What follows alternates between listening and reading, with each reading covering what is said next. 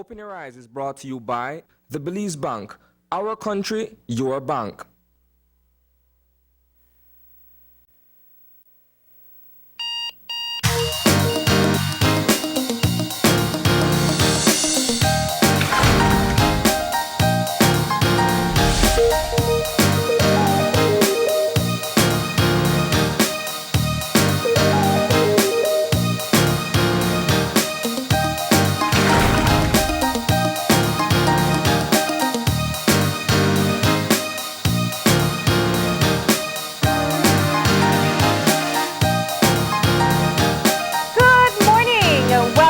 Open Your Eyes. Start your morning right. I'm John Palacio. And I'm Marlene Cuellar, and thank you for joining us this morning. Well, I'll tell you what, Mother Nature had her plan for this morning, and it's all for the plants and, of course, our farmers. It is raining in the city, at least.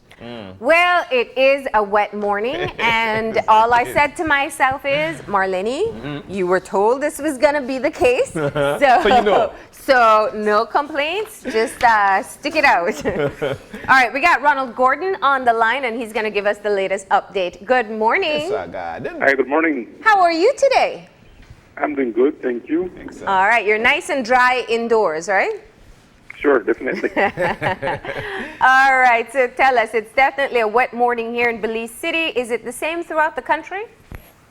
For the most part, we have showers and light rain affecting currently most of the Belize district area. Okay. And southern Orange district. The extreme south is kind of dry at the moment. Oh, perfect. Okay, well, that's a shift from the regular scheduling. Yeah. Yes, indeed. All right, so let's talk about what we can expect for today.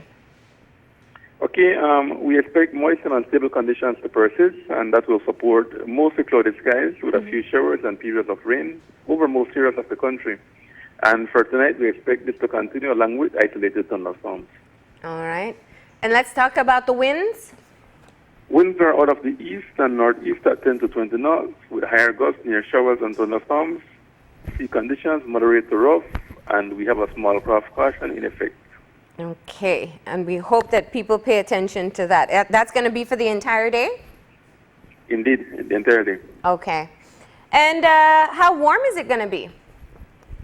It's going to be relatively cool. We expect about 80 Fahrenheit along the coast today, and a maximum of 84 inland, 74 in the hills. For tonight, it's not going to be as cool as it has been over the past few nights. We expect lows of 78 along the coast, 70 inland, and 64 up in the hills. All right. And what about the end of the week? Are we still going to be getting a lot of moisture? We are looking at conditions remaining pretty much the same for Friday and decreasing Friday night. Looking forward to the weekend, we see a few showers lingering around the area, but I expect that today was going to be the worst of what we will see in terms of showers. All right. And to be clear, it's going to be the entire country most likely getting some rains. For today, yes. All right. Well, thank you very much for that update. Sure, you're welcome. You have a great day today. Same to you. All right. Well, now you know, we heard from a forecaster on duty at the Met Service on exactly what we should expect between now and the next 24 hours. All right. It's a rainy day ahead, everyone, so you want to keep that in mind. Make sure the kids, as you pack them up for school, are prepared. Pull out those rubber boots or raincoats or rain jackets, ponchos, whatever it is that they wear, and ensure that they're protected. And especially if you're heading out on your commute, there's rain most likely throughout the country, so you want to take that into consideration and add some extra time so that you can slow it down on the highways. You're totally right, and this is the reason why it's very important that you and your family get together and you plan what happens if it rains and how early we're to leave the house so we could get to our spot. All right. Excellent. And remember that it continues into tomorrow as well, most likely decreasing by the end of the night or into Saturday. So keep that in mind if you do have outdoor plans as well. All right. Good. And now we're moving on into our next segment, which of course is a look at the eye opener. That's right. And our eye opener, taken from dailyom.com, goes like this. We are not our decisions, and no decision is wrong because we made the choice with the information at hand. Our perception of the traits and characteristics that make us who we are is often tightly intertwined with how we live our life. We define ourselves in terms of the roles we adopt, or actions and inactions, our triumphs, and what we think are failures. As a result, it is easy to identify so strongly with a decision that has resulted in unexpected negative consequences that we actually become that wrong decision. The disappointment and shame we feel when we make what we perceive as a mistake grows until it becomes a dominant part of our identities. We rationalize our poor decisions by labeling ourselves incompetent decision makers. However, your true identity cannot be defined by your choices. Your essence, what makes you a unique entity, exists independently of your decision-making process. Try to avoid lingering in the past and mulling over the circumstances that led to your perceived error in judgment. A perceived mistake becomes a valuable learning experience and is, in essence, a gift to learn and grow from. You are not a bad person, and you are not your decisions. You are simply human. You know, for all the eye-openers that we've read so far, if you don't take anything from them, let this one be the one that you're taking away today. I think this one is right in path to exactly how the mindset should be for a lot of people, actually for us, because this is exactly how I think. I think we rationalize our poor decisions by labeling ourselves incompetent decision makers, when in reality, these things actually come along simply because you are not a bad person and you're not your decision maker. You are simply human. When I think about it, especially listening to you read it and looking at what you're reading, it just blends properly to exactly how the day should go, or how you should think. That what the decision that you make, like, in other words, not beat yourself because things not really to work for you. It is a learning process. Yeah. When it comes around, you'll know exactly what to do because you're only human. That's how I feel. Yeah, I think the final point is really just what drives it home.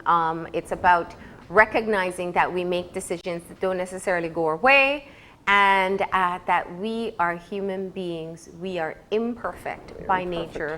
We have flaws. We have many different things going on in our lives. Sometimes we don't have the clarity of mind to make the best decisions. Sometimes we put in the time to make the best possible decisions, and we don't live alone in this universe, and so other circumstances don't quite make them work out the way they should.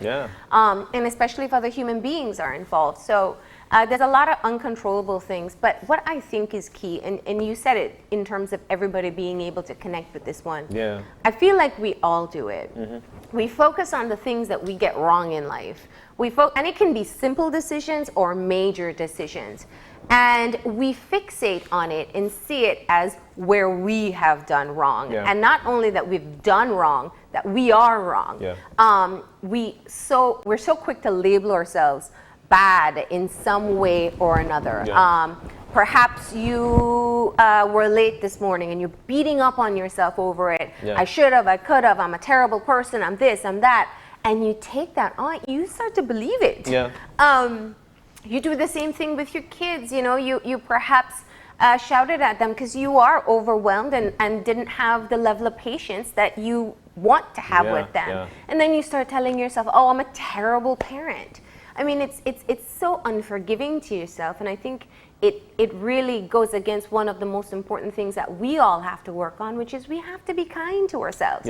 And so it's important that we separate decisions and actions that we make from who we are. Because you could be the consummate professional and great at what you do, but it doesn't mean that one error makes you terrible at your job. Definitely.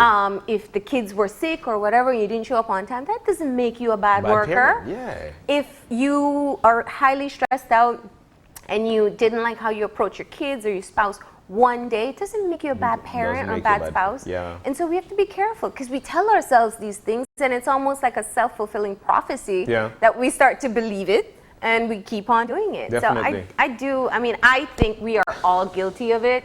And sometimes I've heard this before, and I think it's such an important lesson to pass on to kids and also to ourselves. It's important to say we did a bad thing, but we are not a bad person. You're not bad persons. You know what? I love the way that you sum that up. And finally, for me, I would like for folks to take away or run away with this one, whereby don't let, because you made a mistake, the excuse being, you know what, I'm simply human. I'll tell you what. I think that sometimes you think about it. And thinking about it simply means, or you look around what had happened, which is the educational process of the decision making and not a bad decision. So that's what I want for you to take away with it, for the fact that you are learning from what had happened. All right? That's right. My takeaway. Let's be kind to ourselves, Yeah, everyone. yeah. All right, it's time for some morning tea. Let's Whoop, stir it up, stir it up. this morning. And I'm pretty sure this is going to be a part of the buzz that people are talking about today. Yeah. It's called Megxit. Megxit. What do you know indeed, about Brexit. Megxit? You know, I was looking it up, especially getting the email saying this is going to be the morning tea for today. And look, the simple question is this, and I'd like for you to listen up because we want for you to chime in on your social media platform. Now, the royals have quit. Prince Harry and Meghan will become financially independent, and they'll move. They're going to move to Canada. Now, would you change your lifestyle for love, marriage? Would you? That's a good question. Yeah, well, we can't predict news because we don't know what's Canada's yet. We don't. They're saying half the time UK and North America. There's not a speculation it's going to be Canada because they were there before. Okay. Yeah, I saw it yesterday because I get news alerts, and clearly all the news stations were were buzzing with this. And I mean, I pretty much had the same reaction. Like, what? I know, How do right? you just step away from being a senior member royal, of the yeah. royal family? But I think so. I think it's strange in its own. You know, it's like, okay, today I want to be a duchess. Tomorrow I want to be, you know, Jane Doe. Probably. We don't know their situation. Probably it's stressful being there. I don't know. Yeah. But at the same time, it's their decision to make, and they've made their decision.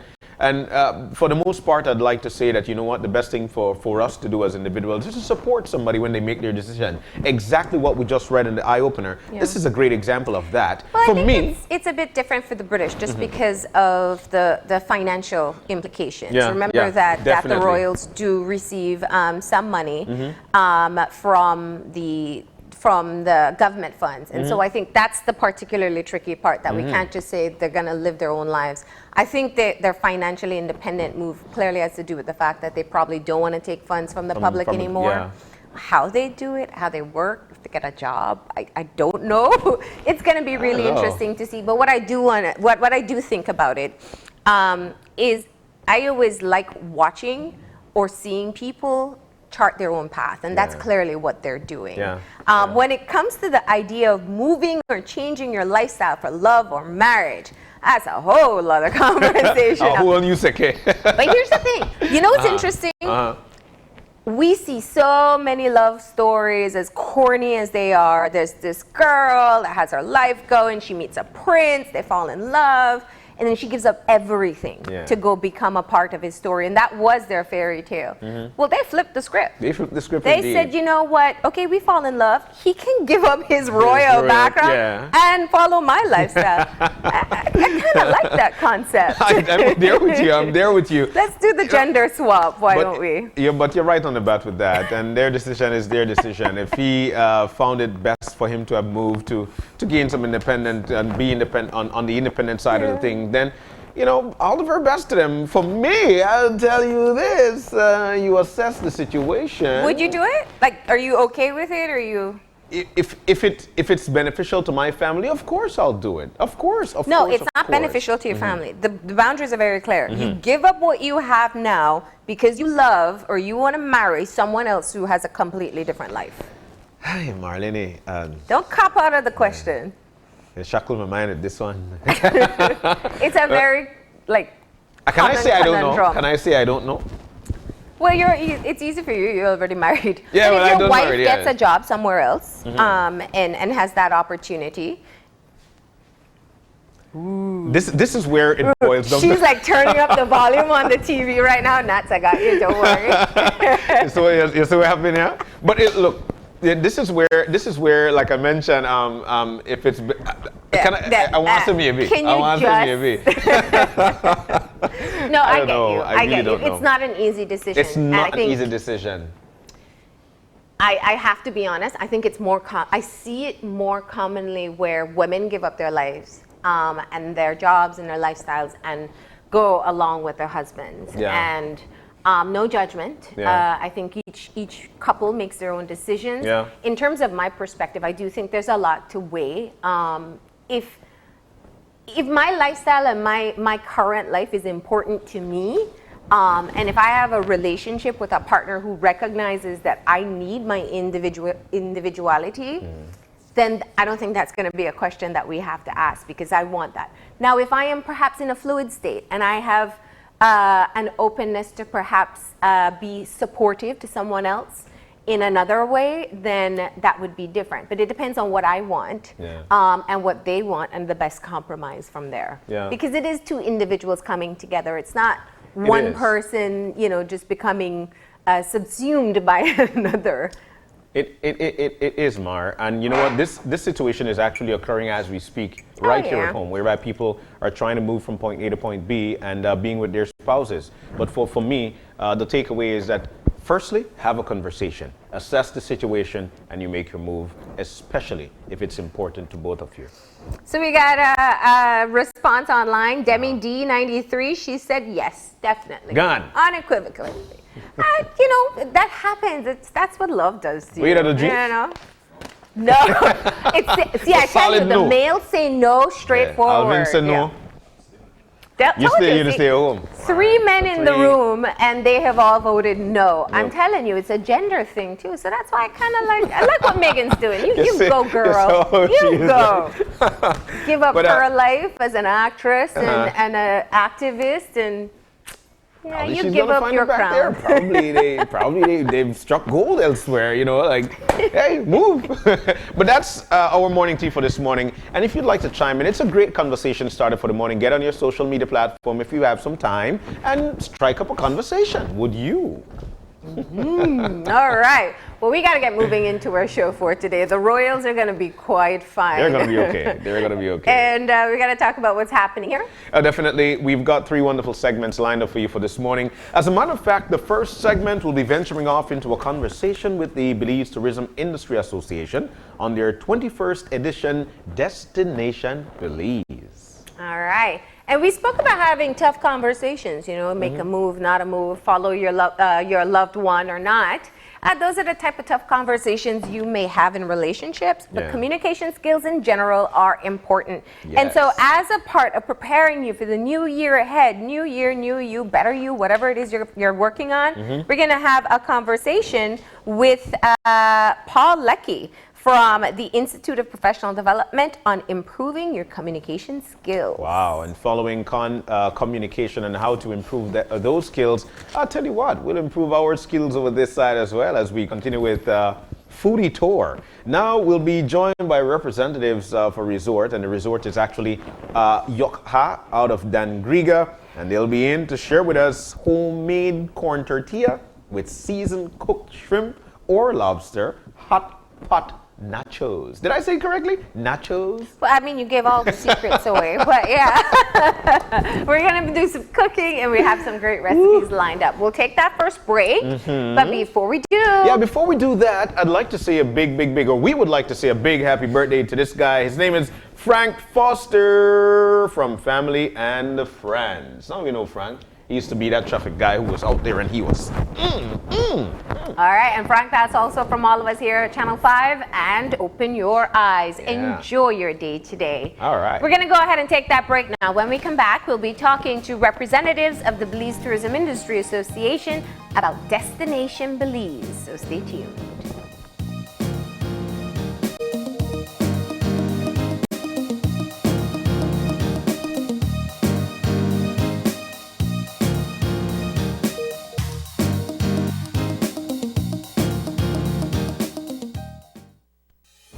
With over 100 years of service.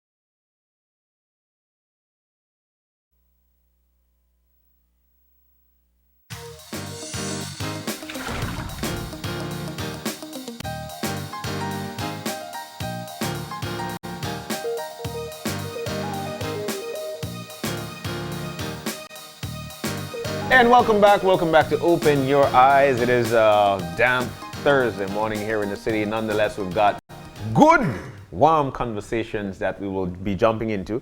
As a matter of fact, here is our first conversation with the Belize Tourism Industry Association on their 21st edition Destination Belize. In with us, we have John Burgos, who is the Executive Director at the Belize Tourism Industry Association. And I hope I get this correct. Gail Malice Ozieta, who is a project manager at Destination Belize. Guys, good morning and welcome. And like we tell everybody, Happy New Year. Yes, Happy New Year. Since the year has started, huh? It still counts. It still counts. Still new.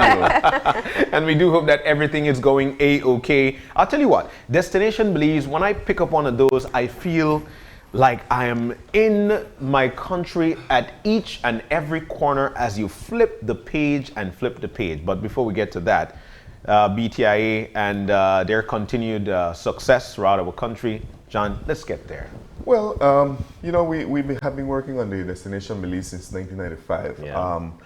You know, in 2018, we were able to showcase the 20th edition, and we try to really meet the expectations of having a 20th edition. Yeah. And I think our members and the tourism stakeholders were very pleased with what we were able to produce. So yesterday, you know, we basically presented the new theme. Yeah. All the content, photography, the covers are based on the theme. Yeah. So we said, you know, we need to have an official event to launch the theme so that we get everybody motivated. Because one of the key things about Destination Belize is that we tell everyone it's for all of us. Yeah. It's not for BTIA, it's not just for tourism, it's for all of us. Yeah.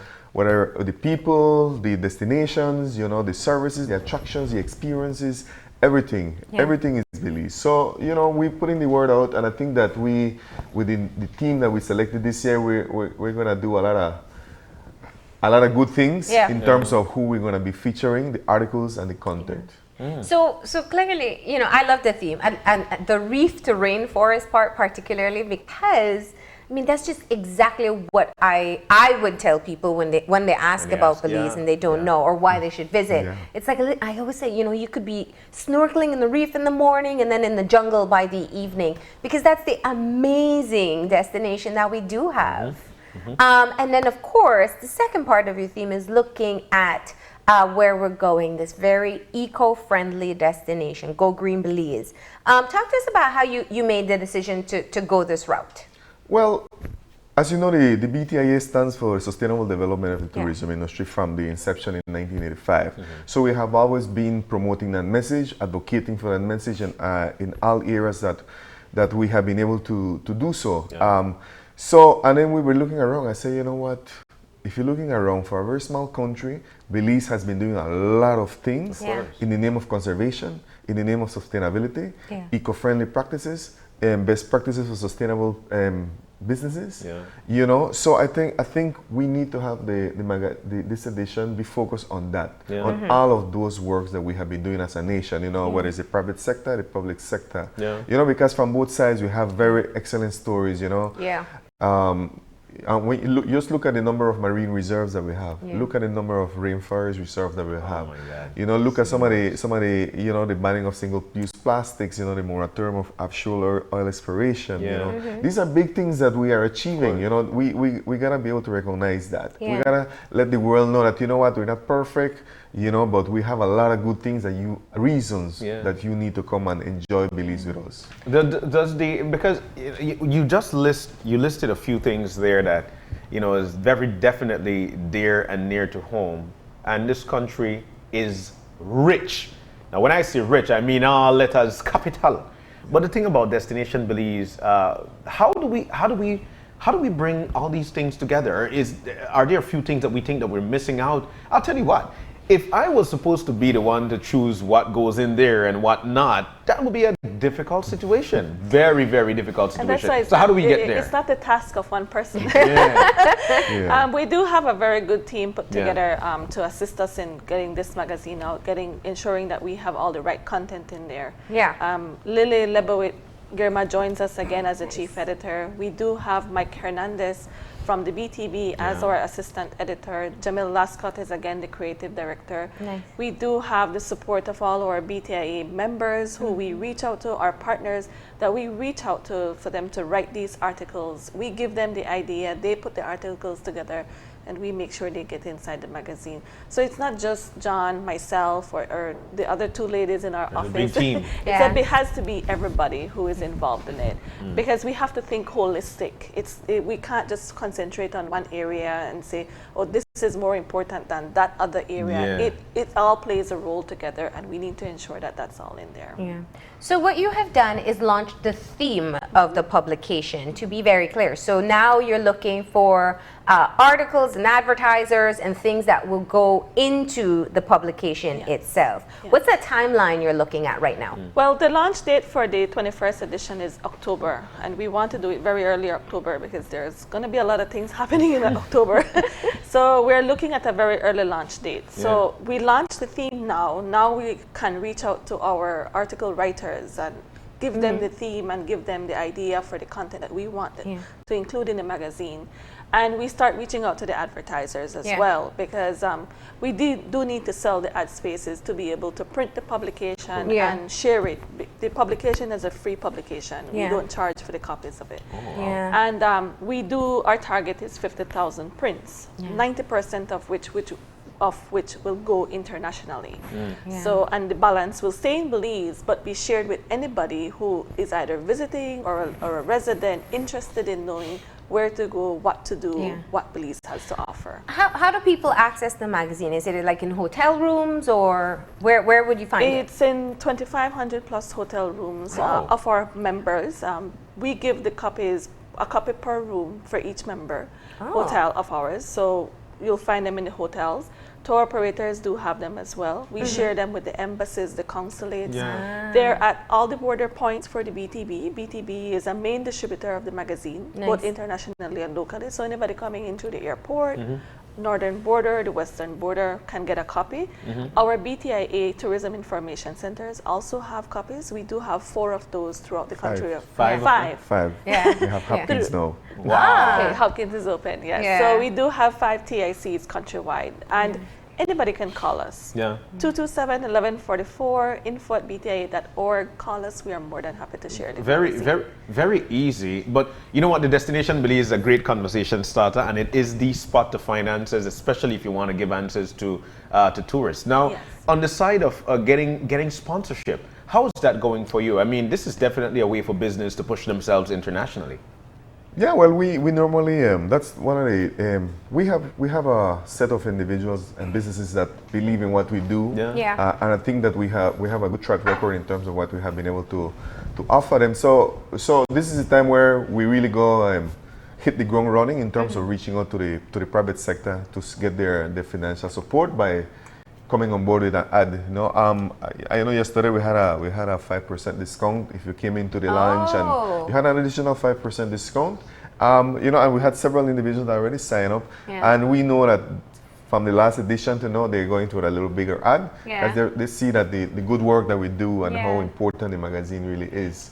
Another thing that you need to that makes the magazine and the content accessible is that we have the destinationbelize.com website. That's what I was fully gonna ask, up and running.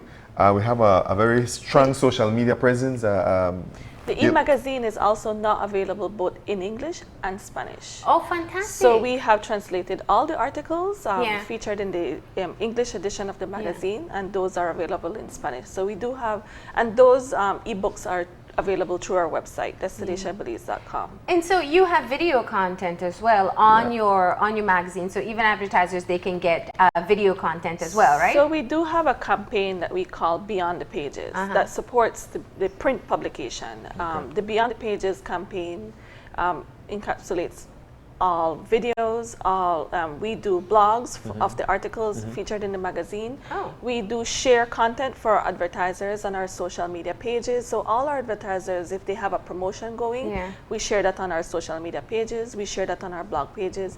So there's a full online support for the print publication. And at the moment, we are pulling in like 70,000 page viewers through our social media platforms over 12 countries.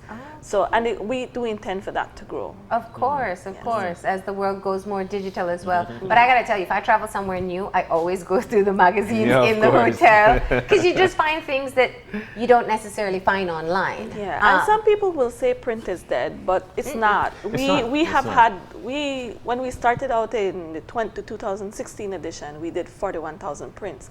We have had to increase that with the 20th edition, and we are looking to see if we get enough ad spaces sold. Yeah. We'll see if we can do more, but we'll stick to the 50,000 and push more into the online as well. And it's a unique product. I mean, I think that's what I'm trying to get at. When you travel somewhere new and you don't know everything, there's some things I look up because I'm already interested. Yeah. But if I go through whatever publication is in the hotel room, as I look for dinner menu, whatever it is, Yes. or checkout time, I will find a lot more. And that's what your publication would do for anyone who comes here.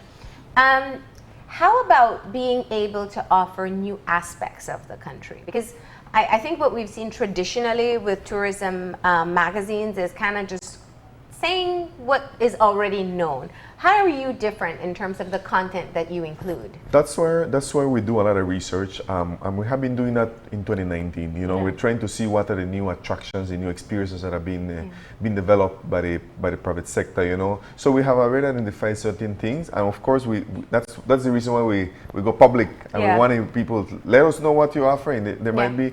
You know, they have the pontoon tour, is something still very new. Yes. You know, you have the new Cape system in the Chicky Bull that was just being discovered. You know, you know, you have this very adventurous opportunities as well. They have the Chicky Bull Challenge that takes place. Yes, they do. Yeah. You know, I There mean, is. it's for a specific demographic. Yeah. But you know, people need to know that these things are available. You know, we Yeah. have sailing tours being offered from San Pedro to Placencia. Yeah.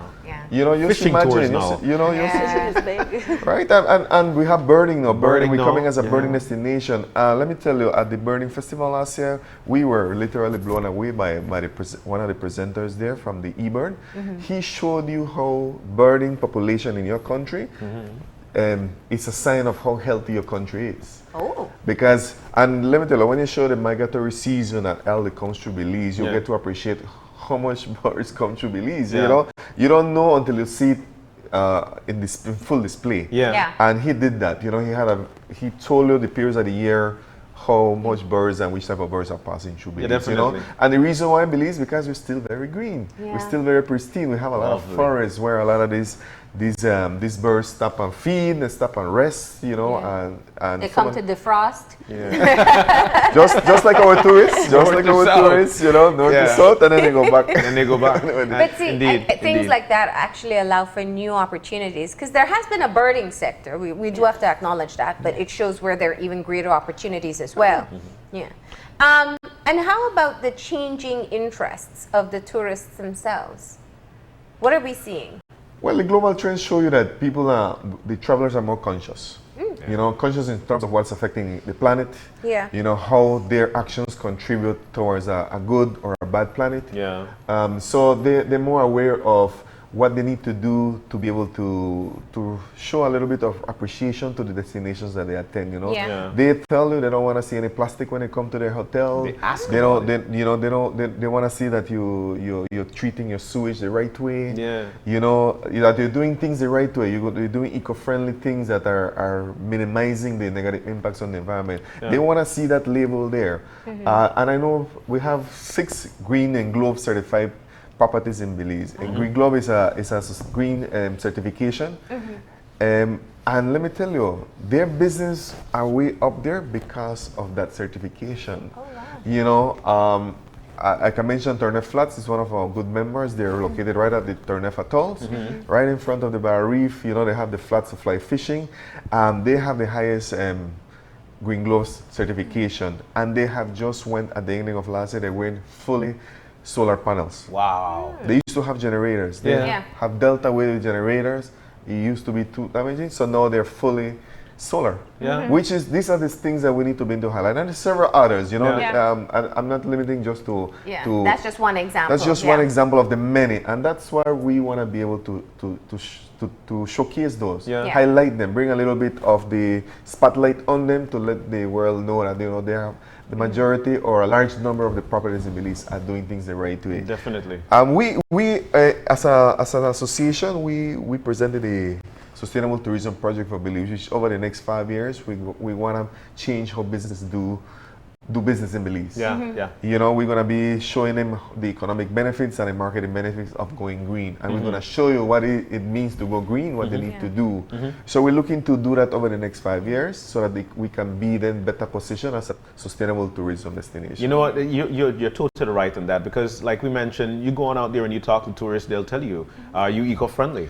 These are the things that we're looking forward to. But Johnny, while we have success in some of the things that we're doing, from a BTIA standpoint, there's some things that we need to work on. From you guys' standpoint, what do you guys think that we need to do to continue and to bring up to standard? I mean, there's a lot. I mean, we're not going to say we're perfect, like I mentioned, but in comparison, we're still very pristine and very a green destination. Yeah. But there's a lot. And one of the key things, as you have seen lately on the news, is infrastructure. The infrastructure has to keep up with the growth of the tourism sector. There has to be better monitoring of the growth and how some of these businesses are conducting business in Belize. You know, the times have changed. Our planet is changing. You know, we have some of these external pressures that are beyond our control. When you have sargassum coming to the country, all you can do is try to manage it as best as possible. But then when the issue is that, you know, you don't have the proper utilities in place to keep up with it, you know, that's something internal that we have control of. So what we have control of, we have to do a better way of managing. You have to be more efficient, man. You have to think more long term. We can't think next year. We can't wait for things to go wrong for us to say, oh, we need to fix it. No, listen, we need to fix this now, before it goes bad. And so that's, I'm glad you brought that up, because I think one of the things we've definitely seen from the BTIA, where you've taken up your advocacy role as much as you do the marketing and working along with members, because it is important to look ahead to do risk analysis, essentially. What can be problems?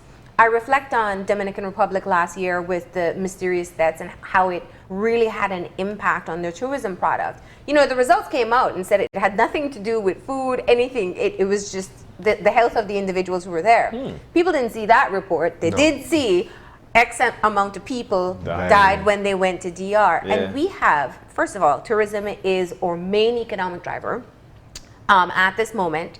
It is a very delicate product, and it takes one incident or one issue to go viral, and we can have serious challenges. So let's look at it from that perspective in terms of how do you keep the membership vigilant as to what can be potential threats to the industry? Well, as you know, we have monthly meetings where we have the chapter chairs coming here in Belize City to meet and discuss. And the reason why we have chapters is for the same reason. We want to know each individual destination has their own set of, you know, issues and interests for their destinations. They want to see certain specific things to be implemented or developed in their destinations. And so on a monthly basis, we have this network of people that come together and we share what is happening. You know, if, for example, on Saturday, I'm going to San Pedro, I got to meet my president, and I are going to be meeting with some consultants doing some assessment for Protected Areas Conservation Trust. You know, so that's where we're putting our input based on all the information that we have gathered. You know, I've been fortunate to be on board of the BTA for almost 5 years. And during that time, you know, you keep track of all the reports that we made, and you monitor how things are improving, which areas are declining, which areas are improving. But you know, you have to always be cognitive of the concern of tourism beginning to decline. You know, it has to peak at some point. Over the last 3 years, we have seen record numbers, but it has to peak. And there's been a number of negative stories that have not been working in our favor. The sargassum is one. You know, crime situation in Belize is also another one. You know, when you have infrastructure failures, you know, that's people. And let me tell you, people are reading online. People are reading online and say, I've been saving for 2 years to go to Belize, and when I go to Belize, this is what I get. You know, we gotta understand how sensitive that is. You know, so we have been doing our part. We try to be. With the sargassum, we have been working with the sargassum task force.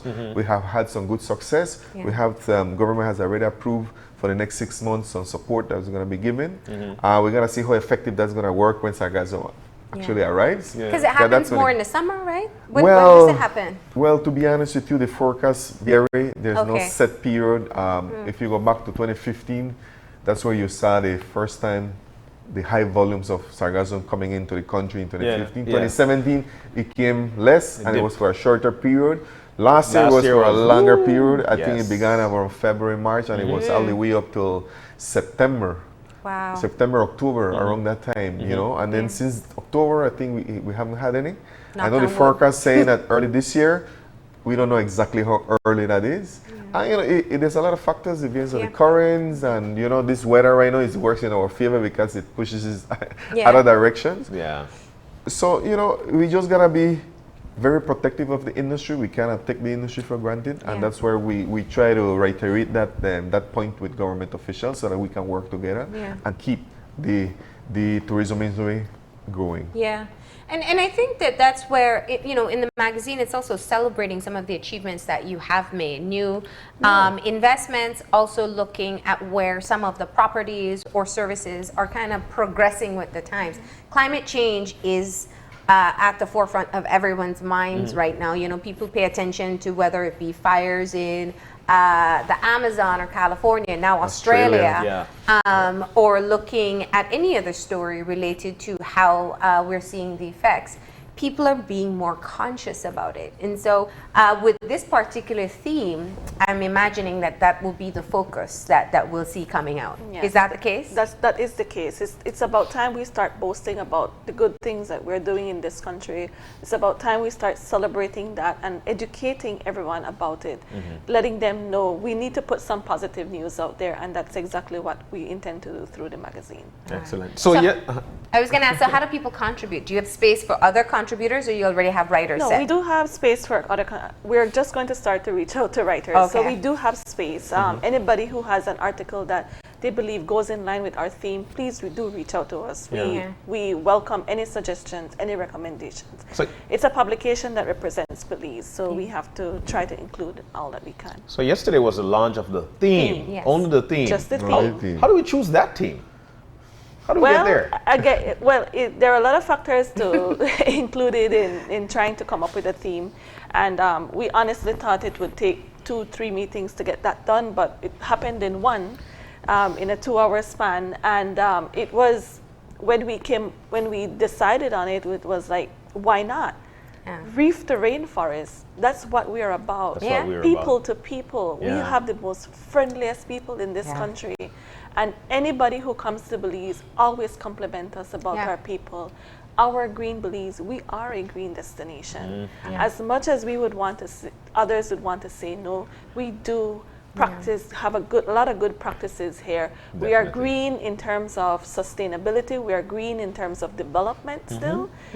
There are other countries out there bigger than Belize who have articles saying that they're green, they do green. Belize is so small. Why can't we say we're green? We're we are true green. green. Yeah. Once you fly in, you see that. You see that? You drive through our main highways. You see green yes. on both sides of the road. All You go highways to as the other nations, you don't see that. You know, Yes. and that's one of the first things that captures Belize. You know, but let me tell you, it was funny because the hardest part, the last section green I Belize. brought everything together was the people to people. We People to says, you know what, rainforest to reef to rainforest, our green Belize, yes, but you know, where's the human aspect of it? Yeah. And that's where, you know, somebody came with people to people say, you know what, that was like the cherry on top of it. Yeah. I think Yeah. that, you know, and then our green Belize is ours. Yeah. It's ours. You come into our country, you are part of You're part of it. our Yeah.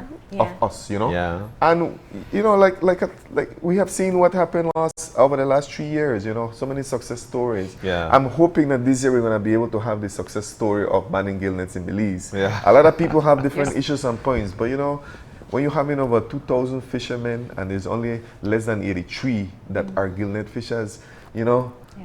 go in favor of the majority. Yeah. You know, I mean, there was a consultation, nationwide consultation. You know, 95% of the people said we're in favor of banning gill nets. Yeah. You know, most of these gill net fishers, they're not solely dependent on gill net. That's just part of what they do. They do lobster, they do shrimp. You know, they do conchs. You know, so we want to share the stories. We Yeah. got moved from the UNESCO, removed us from the endangered list. Yes. You know, so they were our World Heritage Site is back on the positive light. Yeah. And we gotta keep that. And Yeah. there's a lot of work that was done to get that, you know, a lot of policies that to continue to protect our natural resources. Yeah. And those are some of the stories that actually generate some interest in Belize. I saw the ban on single-use plastic really take us into international media exposure as well for making that move. We were the first nation in the region to do so. Yep. Wow. You know, to make it public. You know, Yeah. the moratorium of offshore exploration. I another mean, one. that was another. People think of oil as the savior. You know, Yeah. we see it as it's going to kill our industry. The You know, the risk listing is too also high. got us some interest. So we know Yeah. that when we make these moves, there is a spin-off that comes in terms of a positive attention. You know, I saw the people to people. I got to tell you what immediately came to mind because I think it is unique to Belize. We got things like Mayan homestays where you stay in a Mayan house and you live the traditional lifestyle, and also quite a bit of those food tours where you're like integrated with someone learning how to do cultural meals. And so that is such a key part, even in the tourism product that we have to offer. You look at Hopkins. When you go to Hopkins, what is one of the experiences that people look out for? They go for an experience. They want to go on.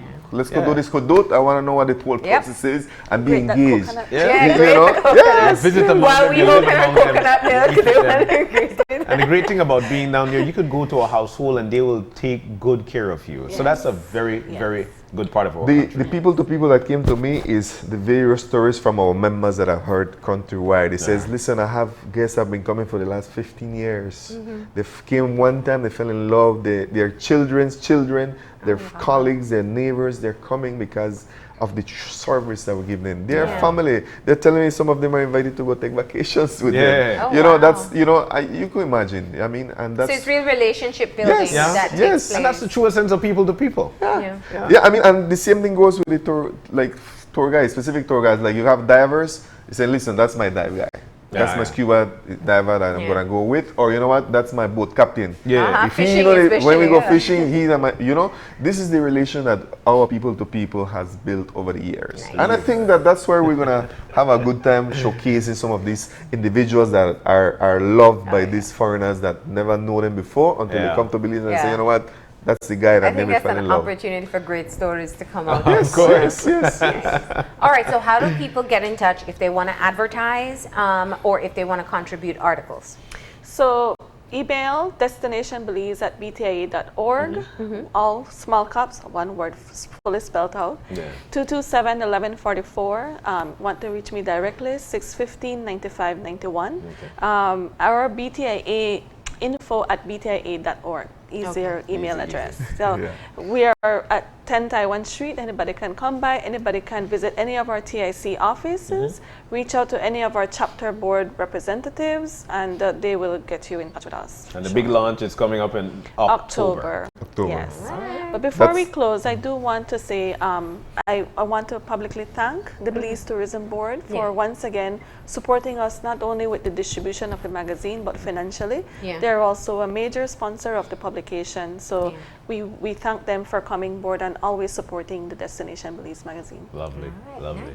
Well, thank you so much for coming in and telling us all about it. We look forward to seeing what the final product will be come October.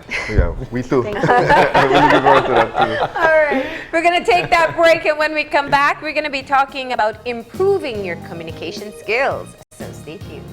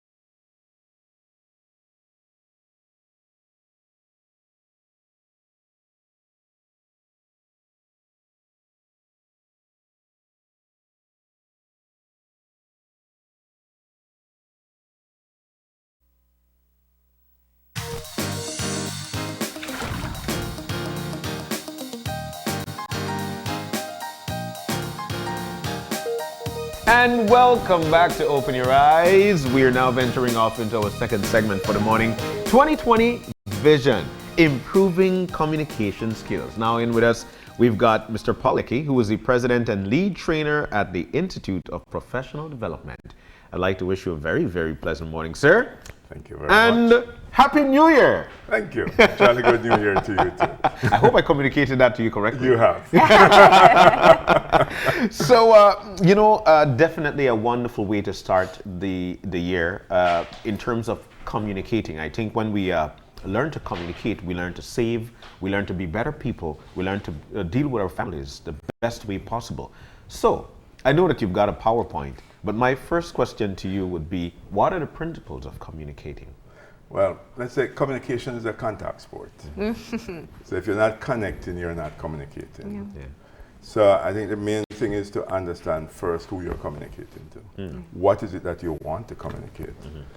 What's the result you want from communicating?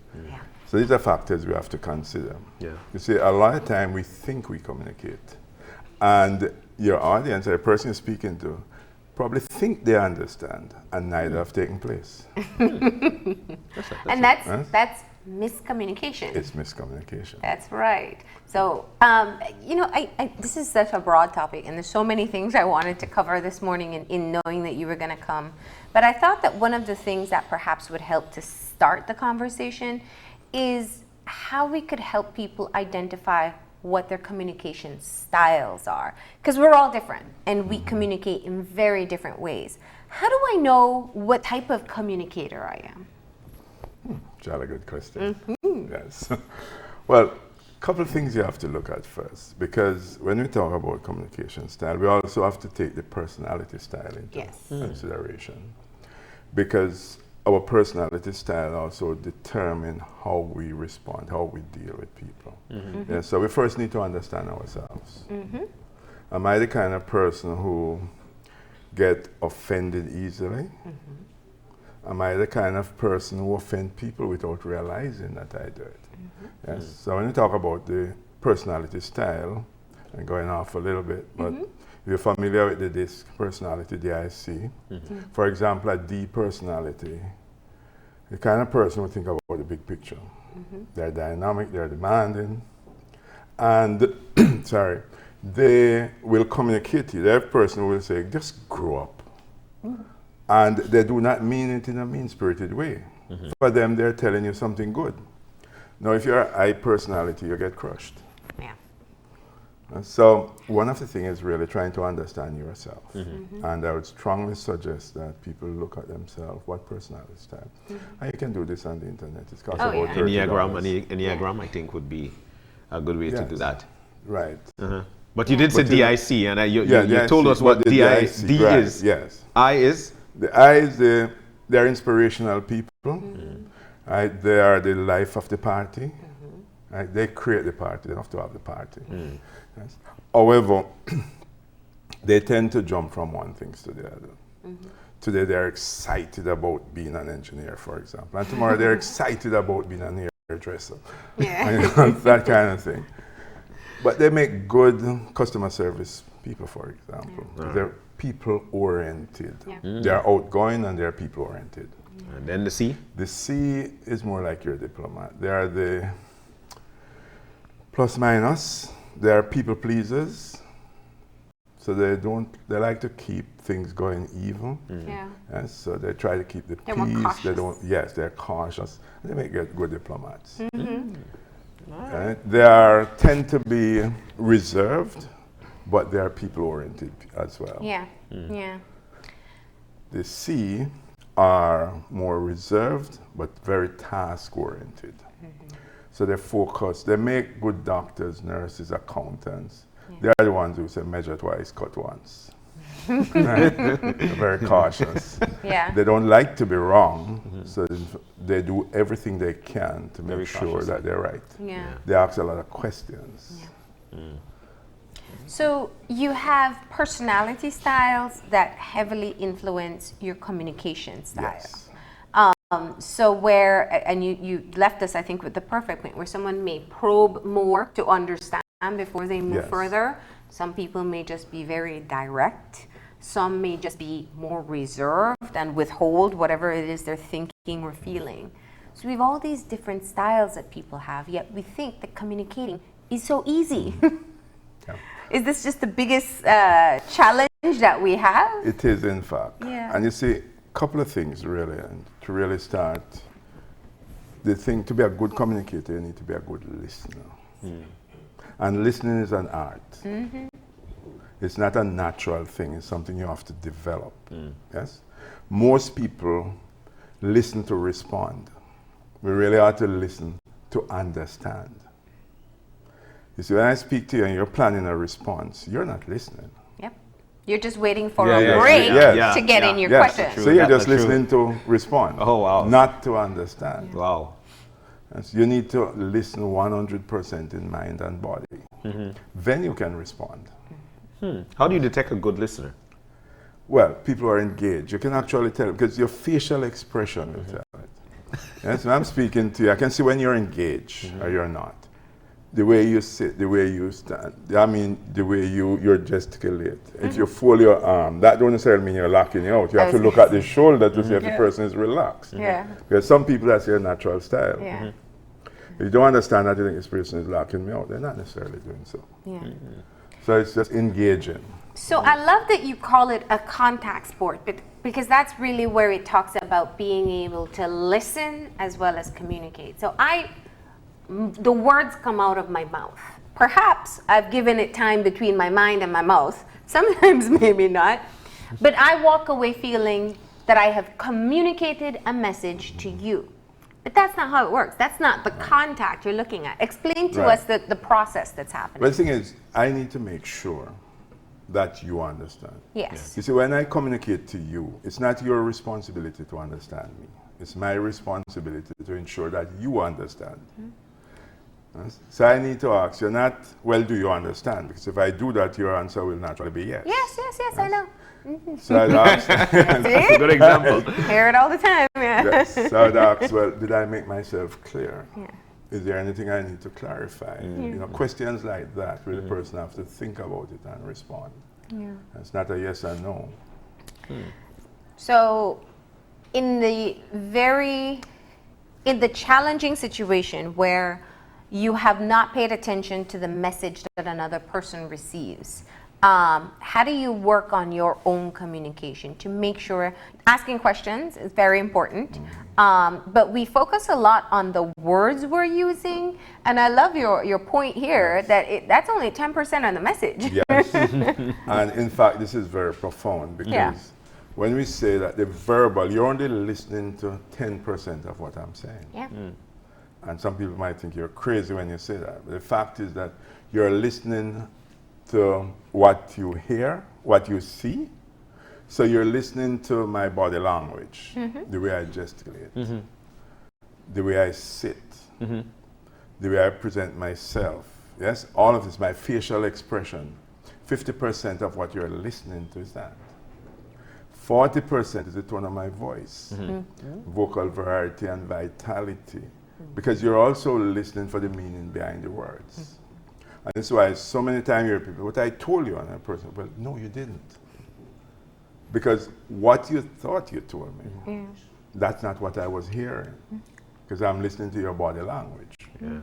It's like I come to your office and you say, go ahead, Paul, I'm listening to you, and you're sending an email. You're not listening. You're not listening. And you feel it. Like as the Yes. communicator, you feel it. Yeah. You feel It's shut up, almost- yes. You just sometimes want to shut up and just Exactly. because you're not hearing me. You're not here. Yeah. That's why we have to be conscious of the message we are sending. Okay. Yeah. And, you know, we keep saying it's a free world, we can dress how we want, we walk how we want. And yes, it is, but with freedom comes responsibility. Of course. Yeah. What message do you want to send? Yeah. And then think about the 7-11 rule. You're familiar with that?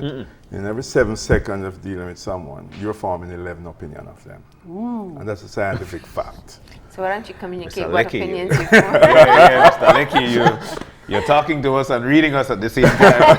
Yes, you have to do that, actually. Yes? Wow. The thing is that you have to be conscious that Yeah. the opinions you're forming, you might not necessarily be right. Yes. Yes? And in fact, you may not have known what perhaps even took place before. I love your cross shoulder one, because that's a very common one. I think Yeah. people have now assumed that anytime you cross, it means that you're blocking. You're shutting out the person. Well, sometimes you're just cold. Yes.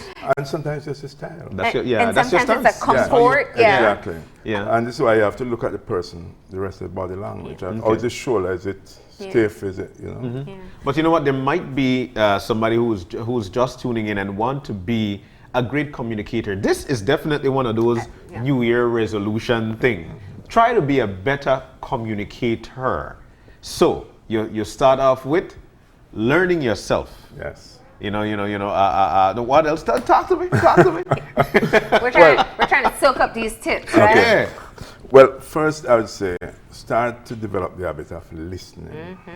Right? Because to build trust, you have to listen. Yeah. If I'm speaking to you and you're not listening, I'm not going to trust you. Yeah. Yes? So develop the habit of listening first. And like I say, it's an art. Listen to the water when you're having a shower. What is it saying? Listen to the birds. What is it that they're saying? Yes? When you're driving at night, turn on the window and listen to the symphony of the night. Yes? Just listen without trying to respond. When you listen to these things, you're not going to respond. Yeah. So it's developing that art first. Yes? And it takes practice. It does. It takes a lot of practice. Take practice. Yeah. Okay. And So how do you know, just to get that point clear, because I think this is one of the errors that we all make, and we have to be able to consciously pay attention. I know that's one of the things I learned doing interviews. It's just, I can be prepared for the next question, but my next question may have been exactly what you just said, yeah. because I was I was constantly preparing for it. So you have to really kind of be aware of paying attention.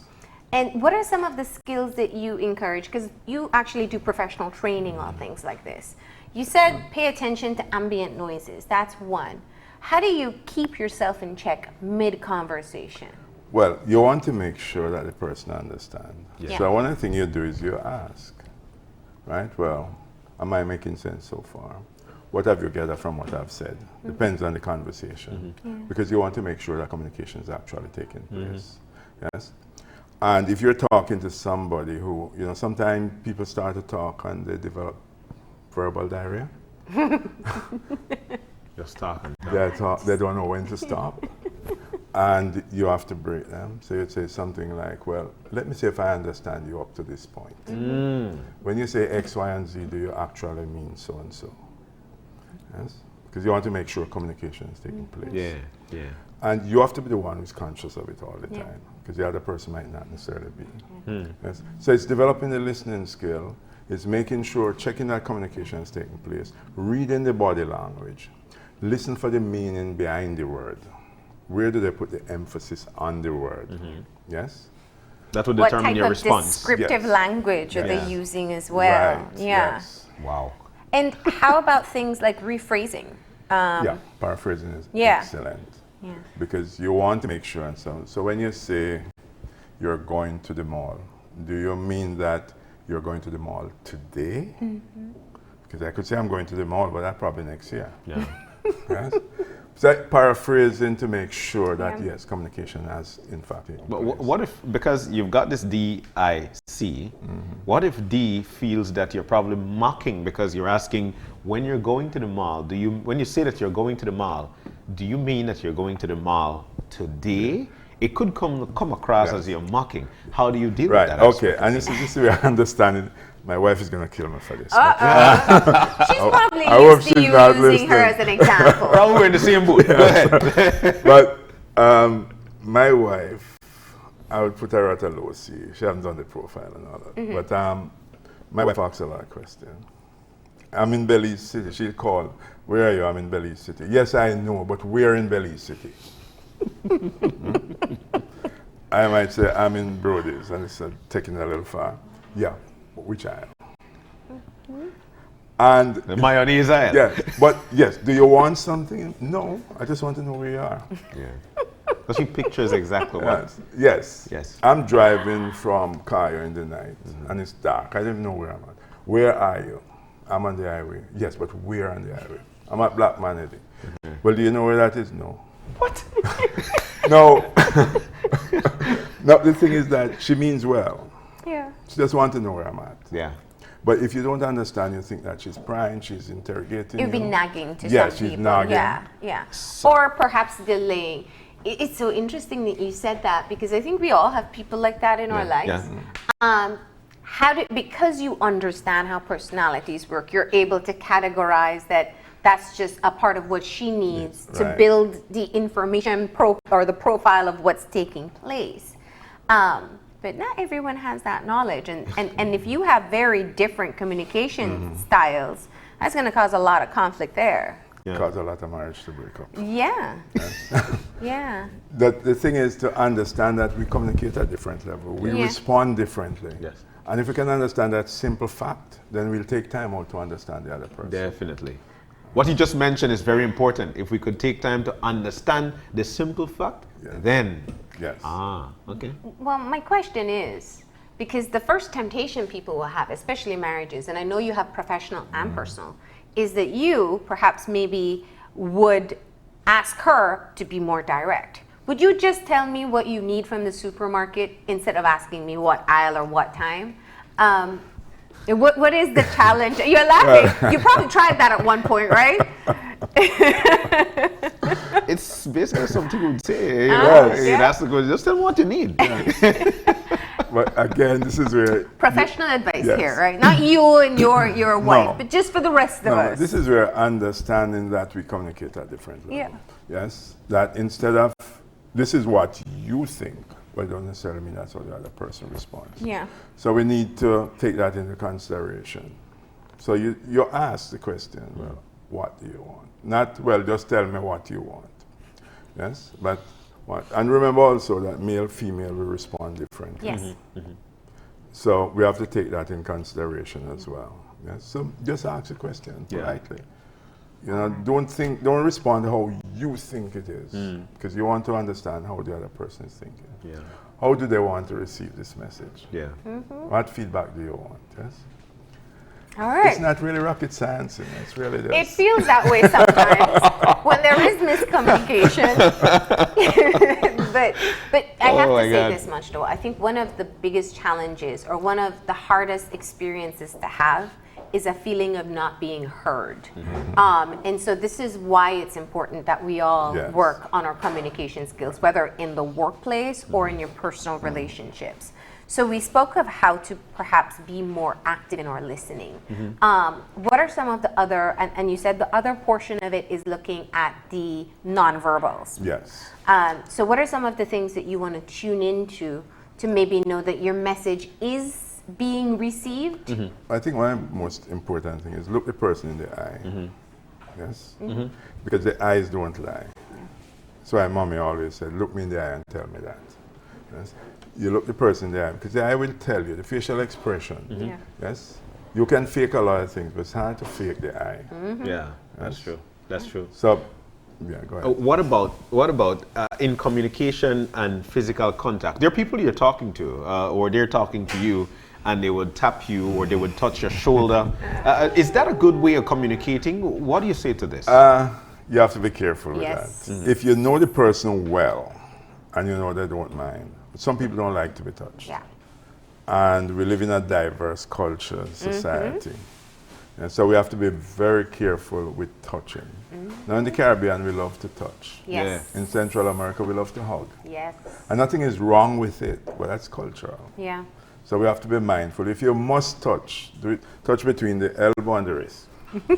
Yes, if you really must touch. But when in doubt, don't touch. Yeah. But if Be you have to, conscious yeah. of it because it Yes. happens so naturally. It does. And people can get really offended. Yeah. Yes. So we have to be very, very careful with that. Well, that's a good clarification there. All right, so we're going to pay attention to that eye contact. The eye contact.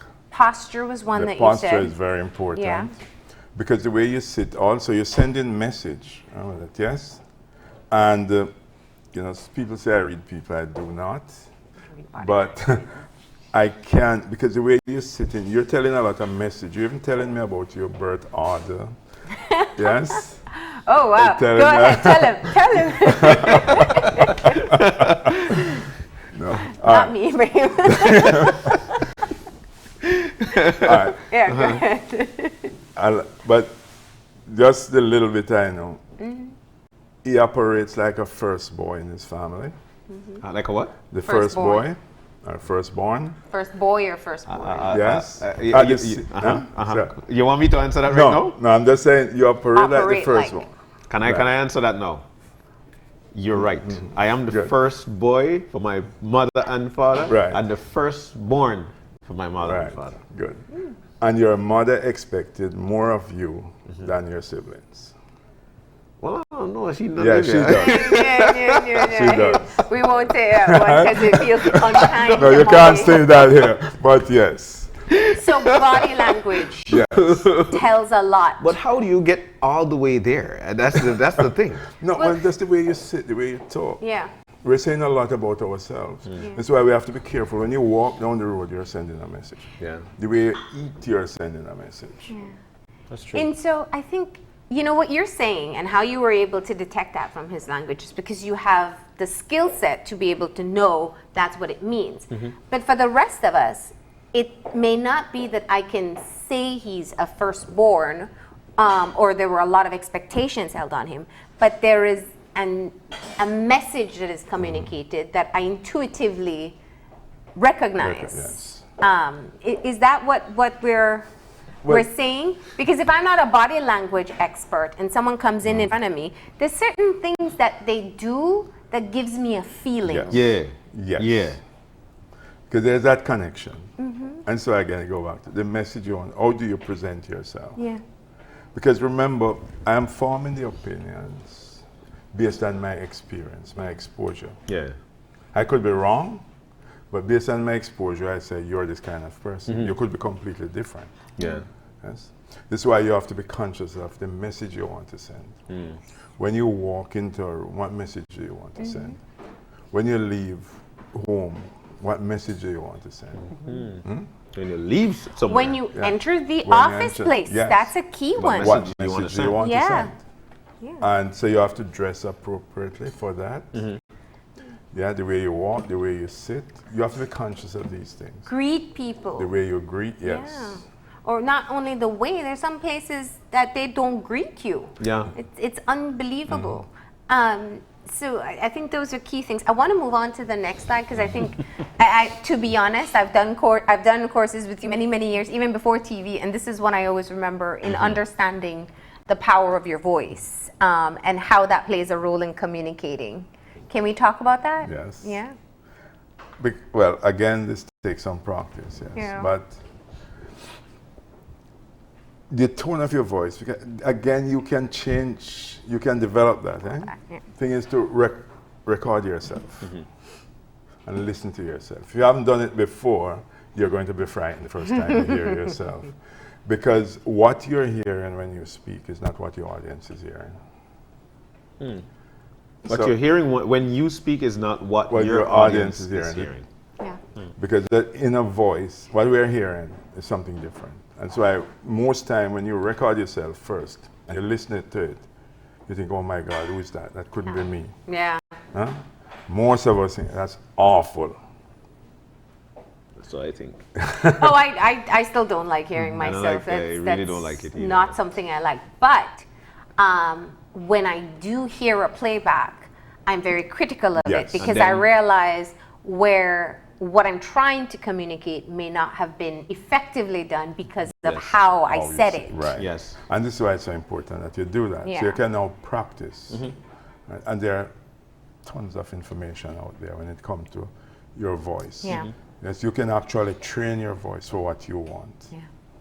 Take practice, it takes time, it takes dedication. Yeah. It does. It Yes. does. But you can do it if Yeah. you really want to. So vocal training is one option. But if you were to give kind of just the people at home some of the basic things that you want to pay attention to, I tell this oftentimes to young girls when I speak with them. Try to pay attention to your voice because we are taught very young to do the little high Yes. pitch, you know. It's more, no, it's not more feminine. People have convinced us that it's more feminine. That's more feminine. And so sometimes when you want to use a strong voice as a female, it gives the people feel a different emotion. Oh my God, But that's so it true. is, see, That's true. and it's something that globally I think we're learning and we're moving beyond and allowing women to be strong. But just to give people advice back on what are some of the things you want to pay attention to? You have like meek voices and people who don't want to even say what they're saying. And then you have people that are really strong and you want to cover your ears. And All right. Well, the thing is, watch the tone of the voice. Yeah. Yes. So depend on your audience as well. So you have to think how much you want to pitch your voice. Depend on the audience. Yes. You want to be precise. You want to be very clear in what you're saying. In other words, you got to engage the brain before the mouth. Yes. So what is it that I want to say? And speak slowly. When I say speak slowly, not so slow that people go to sleep between the words. But some people speak very fast and some very slow. So you want to moderate that. Yeah. Yes. Again, recording yourself will tell you how that's coming across. You want to speak slowly. Read the body language while you're doing so. So you see if people are engaged. Practice this before the mirror. Even your gesticulation. Yes, practice this before the mirror. And so be very clear, be brief. You want concreteness, you want meat in what you're saying. yeah. Yes. Learn to tell stories. Tell stories about yourself. Yeah. Factual stories. You don't tell stories about other people, but about yourself. To emphasize your point. Yeah. Yes. So use real stories. What about people? What about I mentioned about touching, but there are people with a lot of hand gestures when they speak, and it's always over the place. And I'm a great example of that. I don't know how you don't duck when I'm talking. And I do try to control it. It's just sometimes I lose focus of it. But you know, that's some people. You know, we would say that's just how the person is. But is it? No. Well, I'm one of those persons who have to remember Yeah. to keep it down. Yeah. Because I gesticulate a lot. Yeah. Yes. And yes, you need to tone it down. You need gesticulation. You use it to emphasize your point. So it's not to replace what you're saying, but some of us are more animated than others. So just remember to try to keep it down some, but some gesticulation is good. Yeah, it's a moderation thing. Is that what you're saying? It is, yes. Yeah. What about making us? What about in making a speech? You know, you're doing a speech to to an audience, and while you're doing that speech, that might be you're there hanging out with your friends, but you're trying to bring across a point. There is a different level of pitch, or there probably be a different way you're putting that. There's grieving in the family or somebody else's family, and you need to address that. How do you go on one pitch for all? No. No, and this is the vocal variety and vitality, because the way you use words, words can be very colorful. Yes. So it's a matter of how you use the word. When do you raise the voice? When do you lower the voice? Yeah. Because sometimes we lower the voice for effect, and sometimes we'll increase the voice for effect. So it just depends on the audience what you're delivering. Yes. But it's being conscious of this He again. just did it, you know. He didn't realize that. I'm just saying, yeah. There's power even in a whisper sometimes. Yeah. So it's just the effect. It's just like sometimes we pause. But when you pause, it must be for a cause. So the next word out your mouth is like the Sermon on the Mount. Yes? Tough. Yeah, I like that. yeah. I like that. I do have to say, you have extensive experience in speech training, and part of Toastmasters still? Yes. Yeah, which is kind of the speakers club. Yes. We Yes. have a Toastmasters in Belize still? We have a Toastmasters in Belize still. I meet at UWI 5:30 on a Thursday afternoon. We spoke about it. Yes. Yeah. All right, so let's keep these final points, get these final points in. So we have spoken quite a bit about being able to take the time to recognize how we communicate, how we listen, and also how to pay attention to the person that we're speaking to. How do you differentiate the type of skills that are necessary in the professional setting versus the personal setting? Okay, good. The personal setting and professional setting, sometimes different. However, we're using the same principle. Okay. Yes. So I don't like to say, well, professional, personal. Yeah. It's just a matter of when I'm talking to you as my friend, then I can be a little bit more loose, if I can use that word. Of course. Yes. Well, why don't you And- show him if you were talking to him as a friend? And then we see All the right, professional yes. after. Okay, I'm talking to your friend. Let's say we're planning a picnic. I said, boy, you know, I think we need to have some rum, some wine, we need to have tamales, and we need to have udut and so forth, and you know, that kind of thing. So we just wrap in, Yeah. right? Casual. Casual. Yeah. I'm saying the same thing in a professional setting. I'm saying, okay, now, let us plan this picnic. What are the things we're going to have, right? Are we very specific? How many people we're looking at? Right? What's our budget? Why would we want to have udut? Huh? Why would we want to have tamales? You know, kind of thing. What's the mixture of the crowd we're having? Yeah. And we get very specific and brief, because we also now looking at the economy of words. Yeah. Because we want to make sure that communication is taking place, there's no misinterpretation, so we're very clear. Yeah. So it's really just a matter of tightening it up somewhat, Yeah. Yeah. being very specific about what you want. Yeah. Yes. And specificity, I hate saying that word actually, is a lot more challenging than we think, because we learn. I find that naturally we buffer things. It's what we call sugarcoating, but it's like, well, Mr. Leckie, you work in professional development. And I can go on and on and on. I've already asked the question, and I'll come back and Yes. ask it again, or maybe even change my question in the end.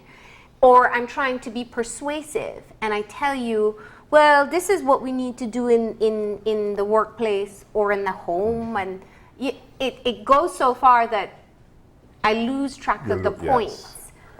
But I think it also comes from a comfort level too, or even the opposite. It's a courage in being able to kind of just Yes. say what I need to say. Right. How do you? So this is where we need to develop this assertiveness.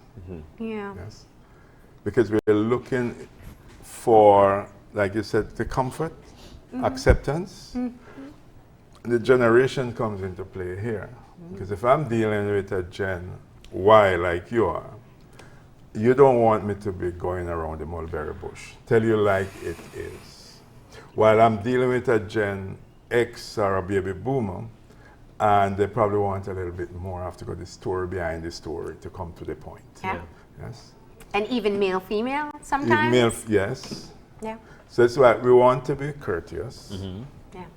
We want to be precise, because that will work for everybody, basically. We must be confident in what we're saying. And when I said, this is what we're looking at, I must be very convincing myself that this is the right thing. Do you adapt communication styles based on the person you're interacting with?